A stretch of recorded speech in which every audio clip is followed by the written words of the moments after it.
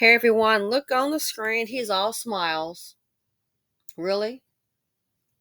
This will be part one. You can see what the charge is. It says former officer charged with RAPE. This is going to be part one. The actual news report. Unbelievable. And then stick around, please, for part B, a separate video for the commentary. We need to get to this story here. Some disturbing allegations against a former Indianapolis Metro Police probationary officer, Myron Howard, now charged with rape and official misconduct. He's accused of using his job to take advantage of a domestic violence survivor he was supposed to help. Fox 59's Max Lewis is digging into the court documents and spoke with the woman's attorney.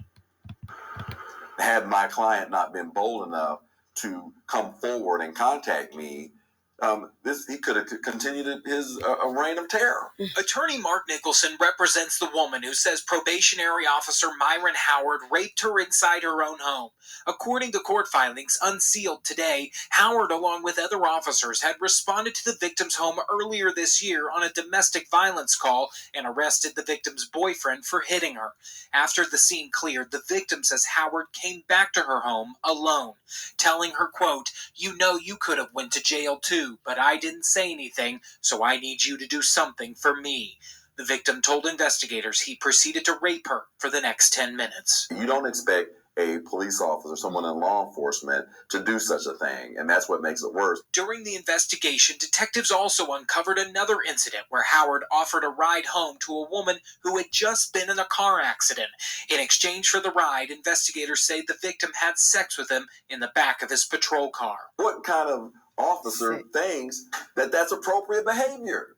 Seriously, So if that's not a predator, I don't know what one is. Investigators say Howard turned off his body camera during the alleged assault, but maintained that the sex was consensual. During an interview, he told detectives he had sex while on the job numerous times at his previous departments. Attorney Nicholson doesn't buy that the sex was consensual and believes there's likely other victims out there. Someone that is going out preying on women that are sexually or emotionally or financially vulnerable, right?